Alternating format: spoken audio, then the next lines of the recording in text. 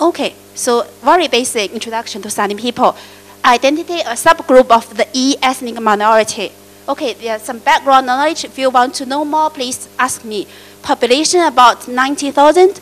Distribution, I have already told you, Stone Forest County and neighboring counties in Yunnan province.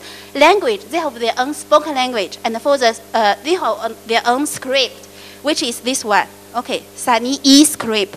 But this script is only mastered by the local priest, by the indigenous priest or shaman. Okay, there are some traditional cultures are still in practice. They believe in sacred mountains. Okay, they have holy forest. The Bimo, okay, the Bimo is their name of their traditional priest, and they have a lot of dancings and singings. They are nature-born singers and dancers. Okay, and they have bull fighting. Okay, the bull you saw just now is not cow, it's bull. Beside, okay, pulling a cart, they have to, okay, fight each other to earn money for the owner. But some of their traditions have lost. For example, the commune house. In the past, they have a commune house for every village. Young lovers, I mean young women and men, when they reach a certain age, they live in the commune house to develop love. Okay, sorry. And ancestral hill. I mean, in the past, they have ancestral hill. And when a person dies, they have they just cut a piece of his or her hair and maybe some clothes and put it into a hole, into a box. And after 3 generations, I mean 3 generations after this person passes away, they put all this stuff like hair, like some clothes into a hole, into a box, and put the box into the hole in the mountain. Okay, this ancestral hole, but this has disappeared. And possible ICH terms, items, rituals, belief, e-script, and performing arts. Okay, embroidery. So let's come to the back. Okay, in fact, I told you just now, my hometown is not Yunnan, right? It's somewhere very close to Shanghai.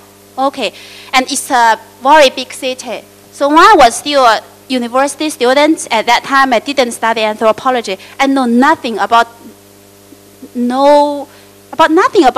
any ethnic minorities in China. Okay, so when I found this bag in the street, I think it's very modern, it's very beautiful, it's beautifully designed. So I took it home and I carried it all day long. I thought I was cool by carrying this bag, which is very different from ordinary ones. But then gradually I developed a kind of curiosity. Okay, I become curious. Who does this bag belong? Okay, who are the people who make it? So in my opinion, this is kind of, how to say, many people is trying to say, okay, this is kind of goods, okay. But in fact, this kind of goods is also, in my opinion, a kind of artifact, a kind of exhibit, because it carries a lot of culture. Is this bag set my mind to, well, I want to go to the west of China. I want to explore who these people are. That's the reason why I leave my hometown and go to Yunnan to study anthropology. Okay, and then why can I buy this bag in a big city in China? Because at that time, like 15 years ago, tourists became to go to the village and go to the county, Stone Forest country. You can see this picture. Tourists are posing and wearing this traditional hat, this traditional basket, and posing for pictures. Okay, and after the tourists come, the village changed a lot. You can see in this painting, right? This house is very old, right? And dilapidated, right? Okay, but it's old traditional one. But this is new, right? Made of red sticks. It's upright, it's new, but it's not traditional style. So this is the influence of tourism. Okay, I want to do a summary of my first part because my first part is really long. My first presentation included 3 parts. First part is background introduction. So concluding from all this we share together, I think we can find these points. First points, this village have a very strong local distinctiveness. It's very difficult, it's very different from other villages, both nature and culture. Okay, and second one, the villagers of this village have a strong sense of identity and place. They are very proud of their culture. Okay, and then they have a very long history of interaction with outside world. It's always open to the outside world. Okay, during the Cultural Revolution from 1967 to 1977, okay, they have red guards, and during that period, painters went their village to do painting, and even 100 years ago, they have missionaries, French missionaries, went to their village, tried to convert them into Roman Catholic believers. So, and the last, local distinctiveness is challenged by globalization and modernity. Okay, this is my conclusion of the first part. Let's come to the second part. Facing all these problems, so scholars and governments raise questions. They are really confused. So the questions raised by scholars is, how can we preserve traditional culture, especially ethnic minorities culture in rural areas, and at the same time make it develop harmoniously and sustainably with local environment, economy, and social and society?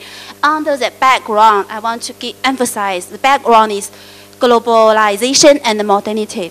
Okay, at the same time, this is the question of the scholars, very academic. But at the same time, the local government also have a question concerning the background. Because I have mentioned to you, some tourists have visited the village and visit the area, stone forest.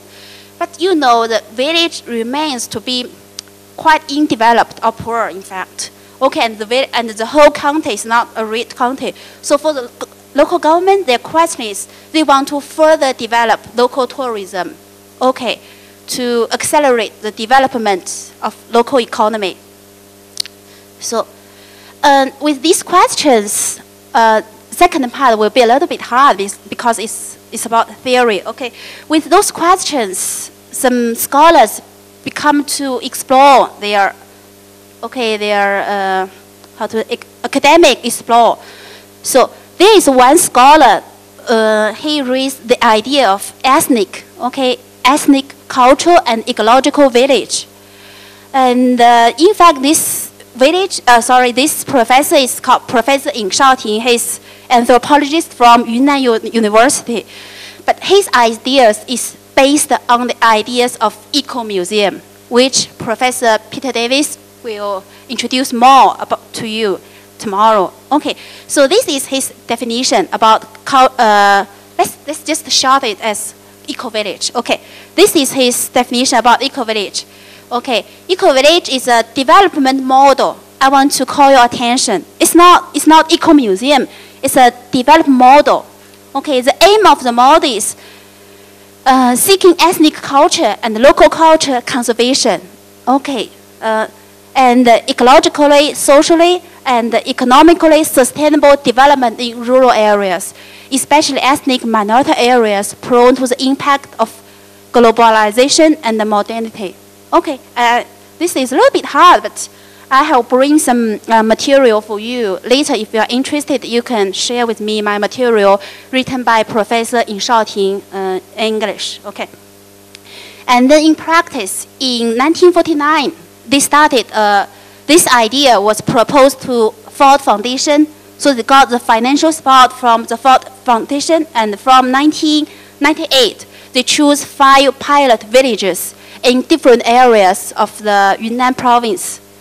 So here, but I want to emphasize, the Monkey Lake village was not among the first villages, first pilot village. In the first pilot village, the name of the village is Moon Lake Village. It's also a sunny village, and it's also in Stone Forest County, but not Monkey Lake. We have different lakes, okay? Monkey Lake is the lake where monkey plays. Moon Lake is a lake you can see moon. Okay, just joking, but I want to emphasize. Okay.